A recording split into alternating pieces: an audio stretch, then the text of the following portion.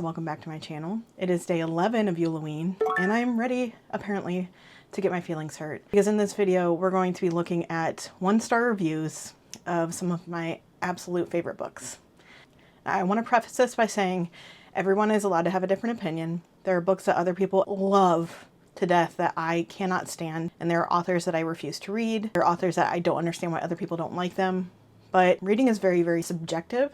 So unless the author is hurting someone or being problematic or like racist, xenophobic, homophobic, it's okay to let people have their own opinions on books. But I just wanted to do a fun video and look at other people's opinions and see how I react to them. I'm going to be blind reacting. I haven't seen any of these. I'm going to be looking them up real time, and I'll be screen recording my phone. So I'm really scared.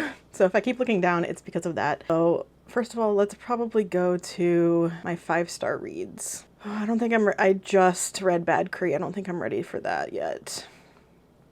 Why don't we start with A Dowry of Blood? Because I loved this book so much. I felt like the things that were explored in this book and the take on vampirism, it was just so well done. I loved it. I wish I had this cover of A Dowry of Blood, but I don't. Oh, it's not loading. It doesn't want me to see. Is there a way to look at... Hold on, I might have to do this on the computer. Alright, so this video is going to be way more work than I thought, because as much as I love Storygraph, it does not have a way to sort by star ratings for reviews. So I'm going to have to just scroll until I find like a 1 or 2 star rating. Now we want to get 1 stars. Okay, here we go. Beautiful and evoking prose, so it's a shame how shallow and hollow this book is. Lyrical writing that amounts to nothing purposeful. I cannot say that I agree with this because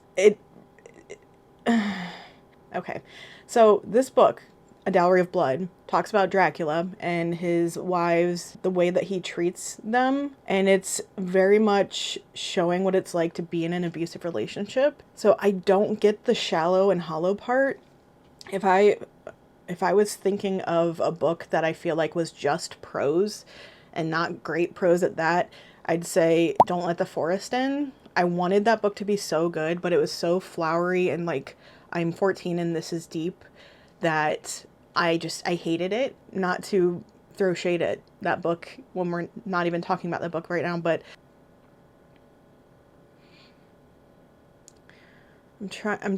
wait, since when can you do pictures?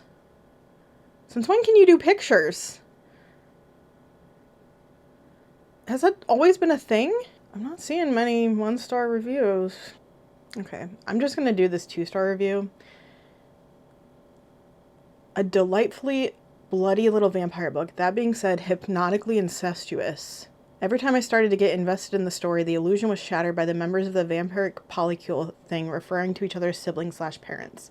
For me, the whole incest role-play shtick really put a damper on what was otherwise a fun vampire story. I don't remember that aspect of it at all. I think personally that, I mean, they're not related. That's, first of all, they're not related. Second of all, I feel like it kind of shows how you have to rely on each other in like abusive situations, and sometimes feelings are complicated, but literally they're not related. So I don't know, there's like I don't know. I just don't get it. But let's move on to a different book. Okay. We're going to a book that is one of my favorites of all time, and one that is kind of polarizing apparently, because the rating on Storygraph is a 3.89 for the average. So let's see what we find. I'm scared. This is a book, a young woman, her dad leaves. She's, I believe, Korean American, and her family has always eaten fish eyes for good luck. And her dad ends up leaving, and her mom starts dating this really gross guy who's just like an Asian fetishist. And she starts like descending into what she feels like is madness. She wants to eat his eyeballs, and it's what Mayfly wishes it could be, is how I describe this book. It's definitely a good for her gruesome horror, body horror book, and I loved it. It made the eyeball horror genre, if that's a genre, worth it to me, because Mayfly made me feel sick, and not in a way that I think was like pushing boundaries. It was just gross and didn't have any reason or commentary for the gore. And I think The Eyes Are the Best Part did a lot better with that.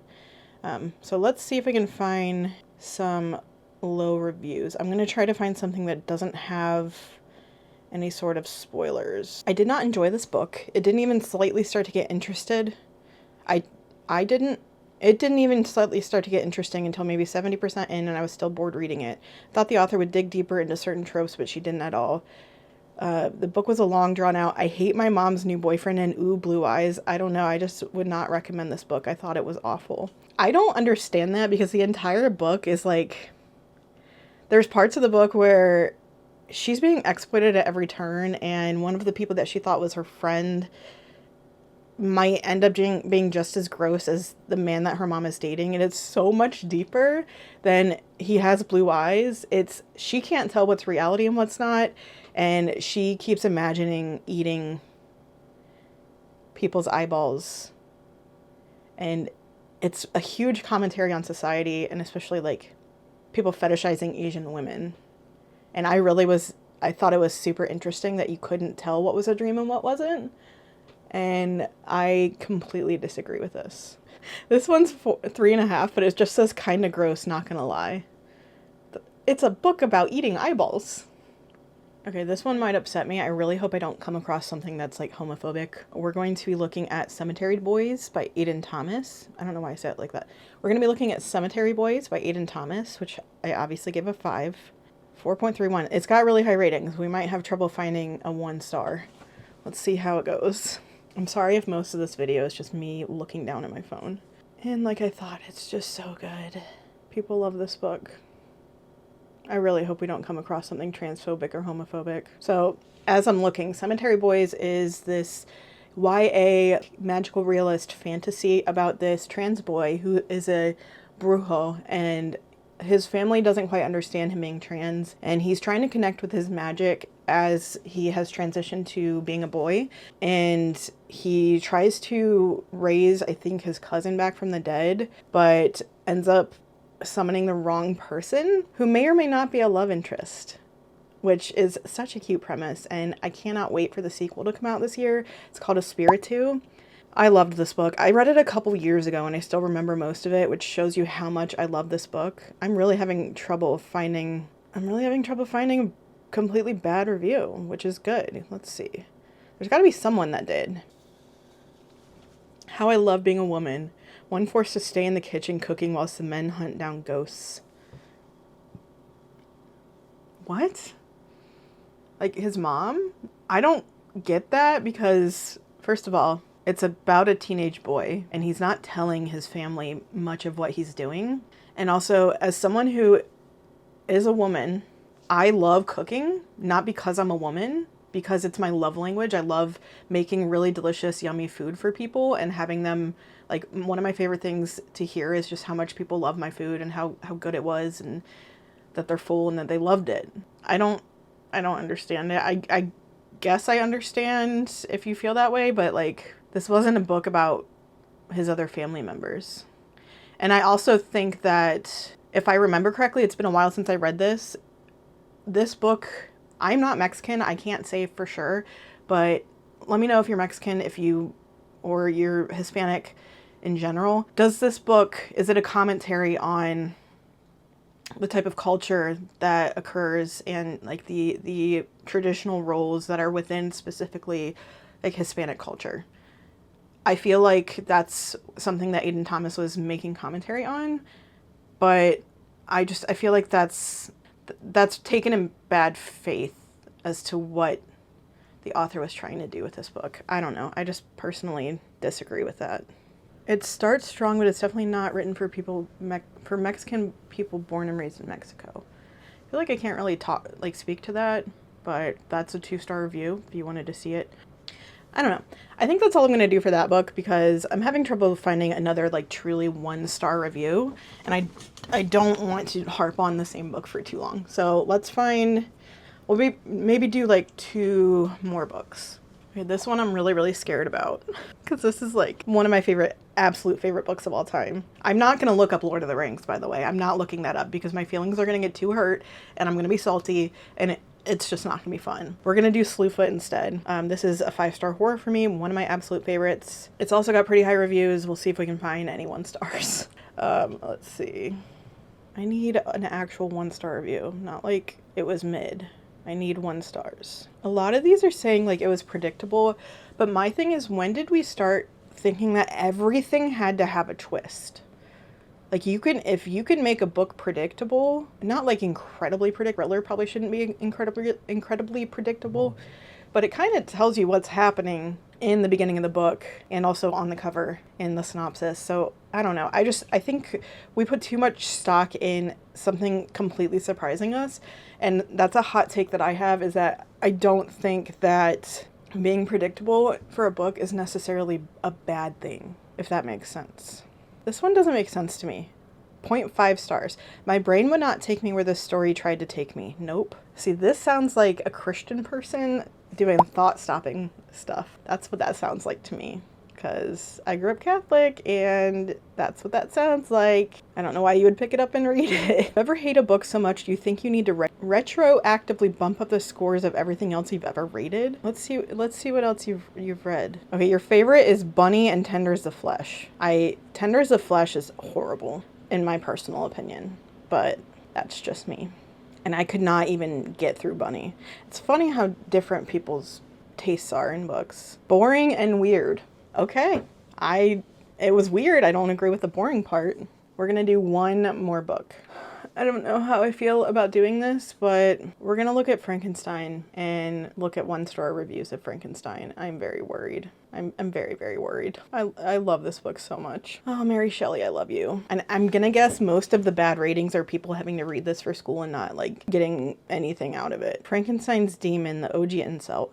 That's kind of the point. Also, Frankenstein's monster, I don't know, whatever. That's kind of the point. And also, he's a horrible monster. Yes. He was also created and then completely, it's like putting a baby out in the snow by themselves and expecting them to thrive. You're not gonna have that happen. This man was so obsessed, like single-mindedly obsessed with creating life, and then abandoned the life when it wasn't you know the story of Frankenstein. I don't have to tell you about it. I don't speak French. I'm not going to be reading that one. Also, I know this is a 1-star review thing, but yes, one of 47. I don't speak French. Reading this 2 out of 5 because I found the character of Victor to be quite boring. I much preferred reading from the monster's POV.